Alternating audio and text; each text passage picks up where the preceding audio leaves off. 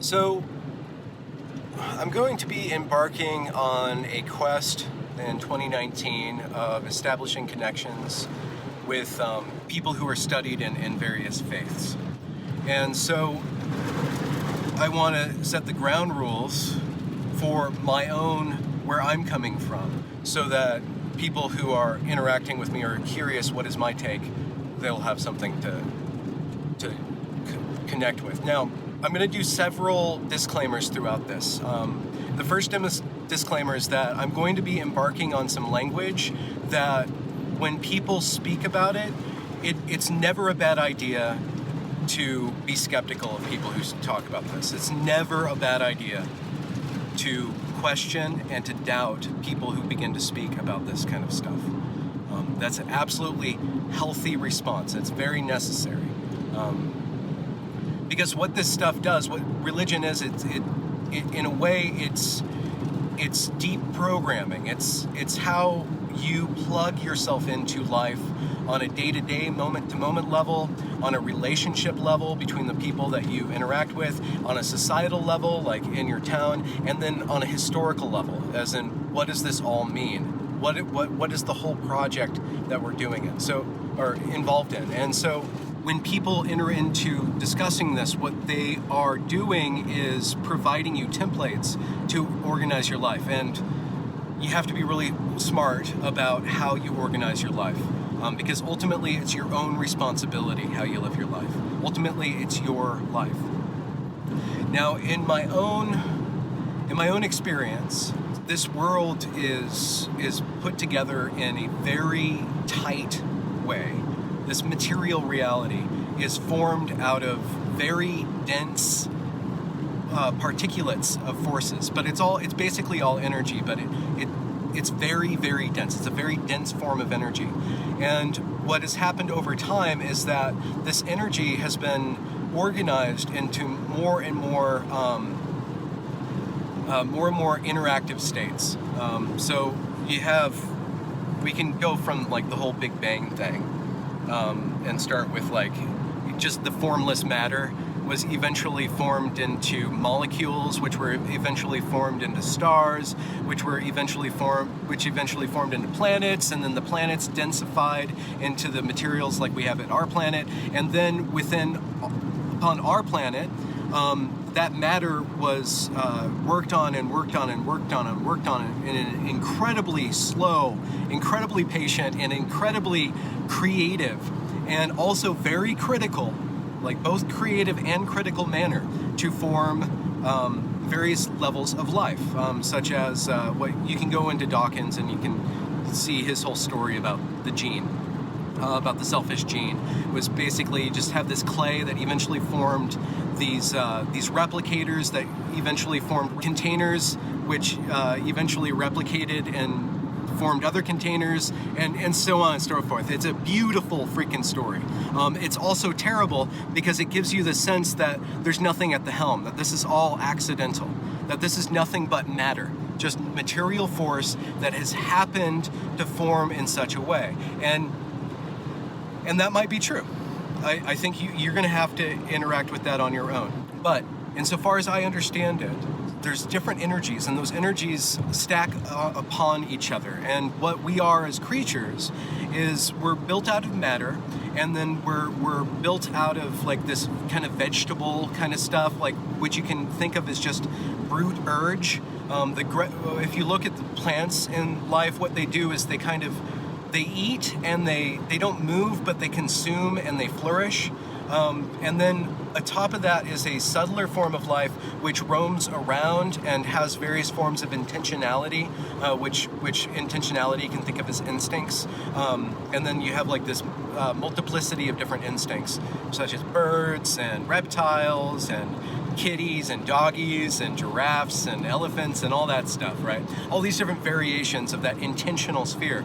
On top of that, though, is this extra thing, and that extra thing is what man is. And another way of thinking about this is that if you make soup, the soup, of course, is made out of matter. Everything in that soup is matter, is material. You have the water, you have the salts, you have all the proteins, You have all the vegetables, right? And then you have like the richer proteins, the meats, which is analogous to the animal matter. And then on top of that, what makes the soup a soup is this human force, which is distinct from the other forces. The human force isolates, extracts, and then recombines everything else.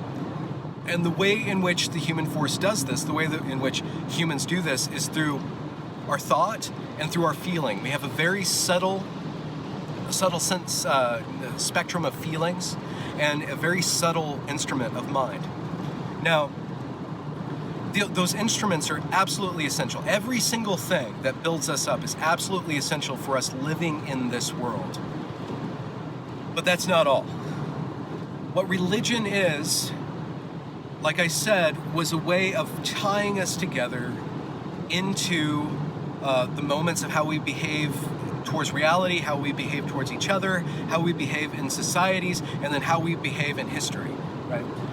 And all that stuff is formed out of the heart and the mind. That's all attenuated to the emotions and the intellect. But within every single, okay, I'm at the border, so hold on. So, where was I? I'm in California now. I don't have any fresh fruit. No, I don't. I have like a McDonald's sandwich, which I refuse to eat.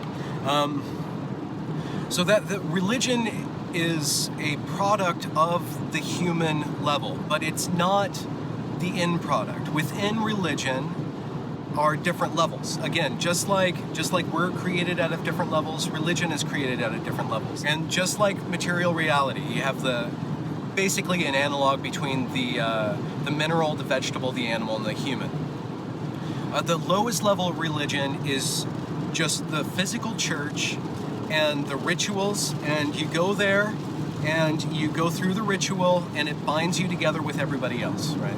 That's the Durkheimian kind of Jonathan Haidt level of religion. Now, the next level of religion, of every religion, is the wisdom traditions, where you begin to employ your mind and ask questions. What do all these symbols mean? And you begin to initiate a process of developing yourself towards what's at the heart of the religion, if the religion has a heart. And you have to take it in faith that it does. You can't initiate the process of entering into religion without at some point letting go of your skepticism of whether or not you're headed anywhere. But I'm not saying that you give up your skepticism. You aim your skepticism higher. Like, what is the purpose of entering into a relationship with religion? Is to develop yourself, is develop your understanding of the world, develop yourself, and then foster a relationship between you and reality. Foster a relationship between your consciousness and that which is consciousness, let's just say. So the first level of religion is you show up and you go on Christmas, you go on Easter, maybe you go once a month, or you go every Saturday or whatever, like depending on how religious you are. And that's just the fundamentally religious aspect of the church. That's just the brute code of the church. Within that is various forms of meaning, and you initiate a process of asking, what does this mean? And you contact people who've been wrestling with different questions and understanding all these symbols as kind of ways of wrestling with deeper questions. So you start to get into contact with these questions, and that's where the apologetics is. And that's where I was pushing Esther, because Esther's at that level, and it's a great level to be. I don't mean to say that it's good or bad wherever she is. I'm just saying she's at that level of, what does this mean? This is what this means. This is why I believe this. This is how this all fits together. Those are all those tools. The question is, what are all those tools for?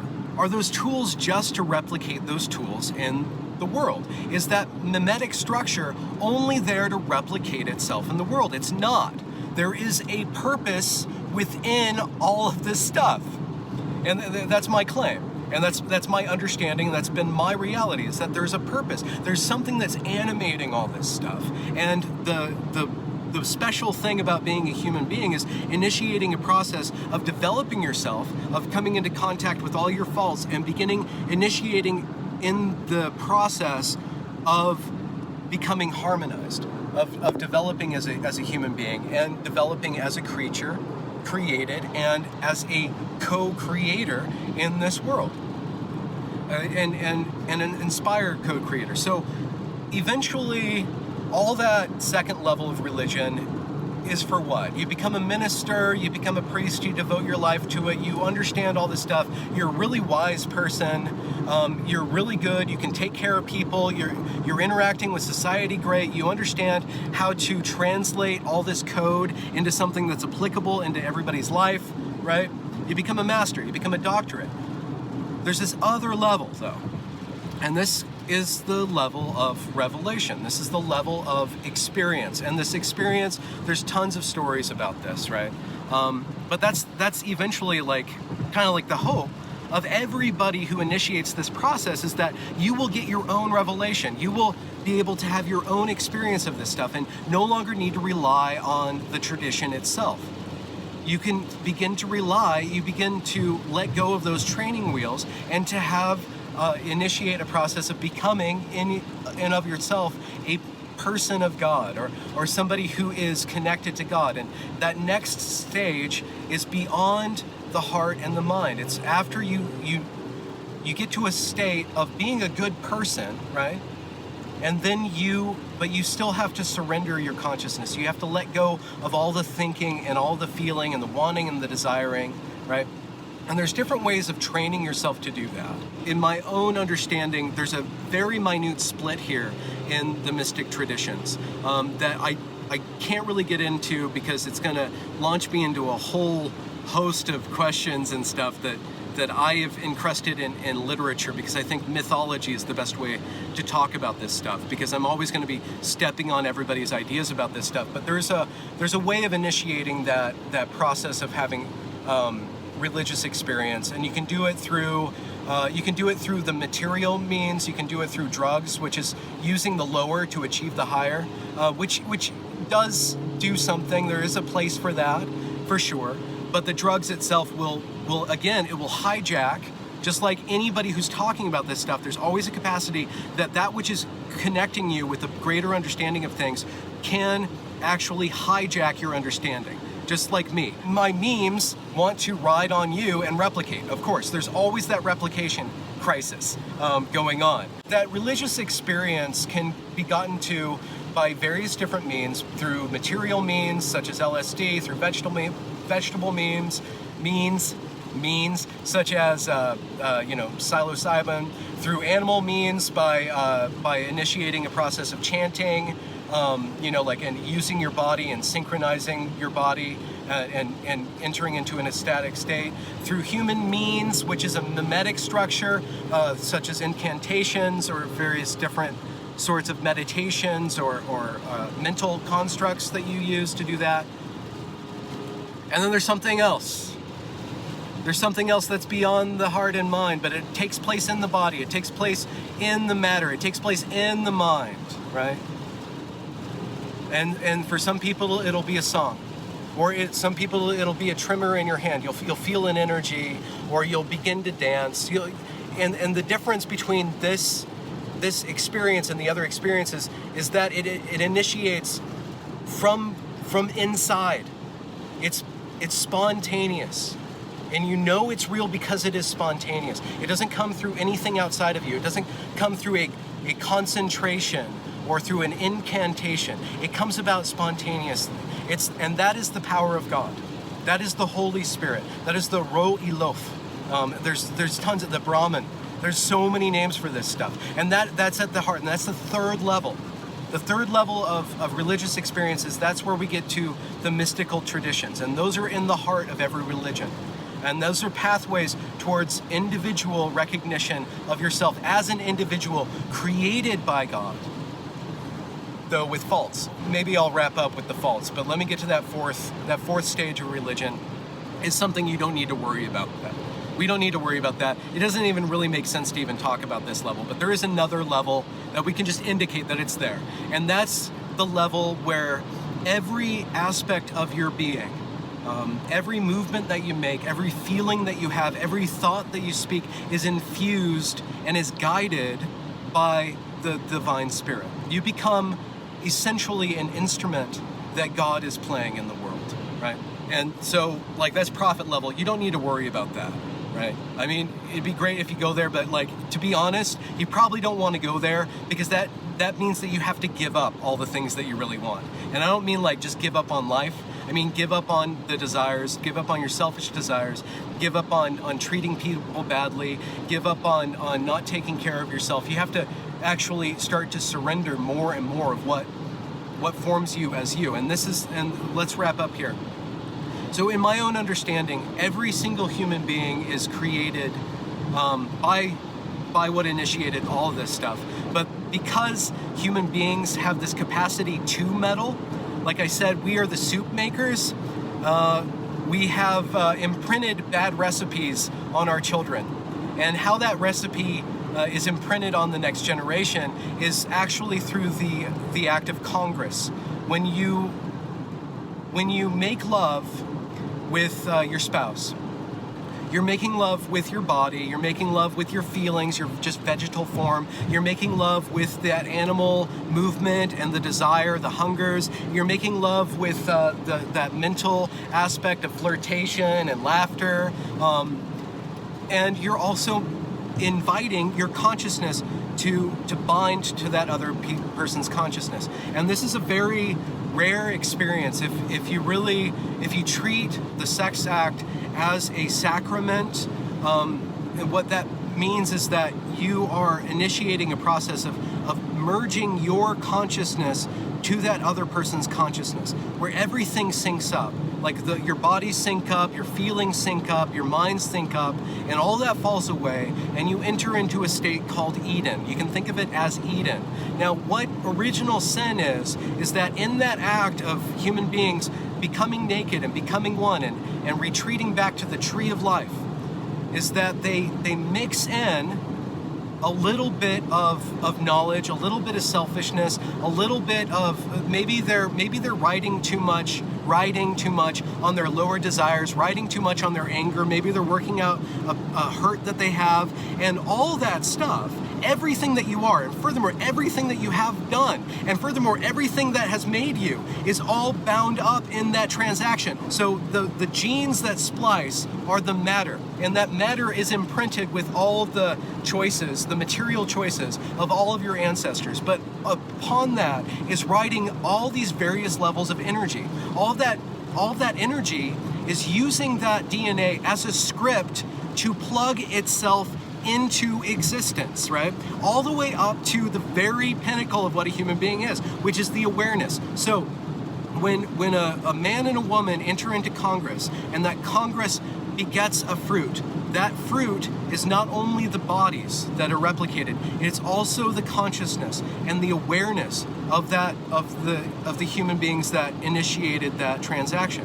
And that's where your personality comes from.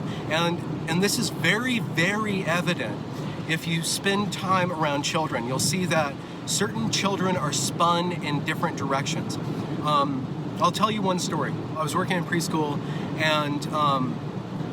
and this preschool was across the street from a public park, and every day we'd spend time in the park, to get the kids' jollies out, right? And this was in Portland, and in Portland there's this hippie commune that decided to donate this furniture to all of the land. So they went around donating this mud-based furniture to all the land, and they were building this mud-based furniture, which is so hippie, right? Like they're like, oh, look at like this adobe furniture. It's totally made out of through the process that people in New Mexico have made their houses for thousands of years, But because they're idiot hippies, they don't realize that they're in the Pacific freaking Northwest, and there's a reason why there's no mud houses out here, because mud never stops being mud around here. So all that furniture that they built eventually just turned into mud. But anyways, it was a great community experience. It's typical Portland. So I brought my pack of kids over there, and there was these hippie dippies, they're building this structure, and there was sticks and stuff laying around, and one of my kids, I think his name was Bryson went over and asked one of the hippies for a stick, and the hippie's like, oh yeah, sure dude, here, have a stick. And I'm like, oh crap. So I went over there and I took the stick from Bryson. I'm like, Bryson, you can't have that. And the hippie guy's like, dude, what's the matter with you, man? You're you're like so like harsh and his mellow. He just wants to play things. So like you're imposing upon his playfulness, dude. I'm like, no, you have no idea what we're dealing with here. For some children, a stick is a stick. For some children, a stick is a toy. For some children, a stick is a tool. For some children, a stick is a sword. And what Bryson's gonna do, and he does this all the time, it's his nature. He takes an object and then the first thing he thinks of is, how can I hurt another person with this object? This was built into his consciousness. And my role in there was to get him to recognize that he cannot go through life being a sadist, that he needs to manage that desire, to like really be very firm with himself and recognize his tendency to be a sadist. It turns out his dad was a criminal. His dad was like a criminal, and like he was a bad seed, and that doesn't mean that he is lost. It doesn't mean that he's broken irrevocably, but he needs to initiate that process of development. And so my job, my role as a father figure was to be firm with him, to be very firm, and to show him, you cannot mistreat other people. You will get the wrath of Benjigod down upon you if you hurt one of my other children. But in that snap judgment that I would make, I would be very harsh with them and immediately be aware that my own judgment only works so far. If I imprint my judgmentalness on him, that corrupts his own process of developing, of initiating development and becoming his own self.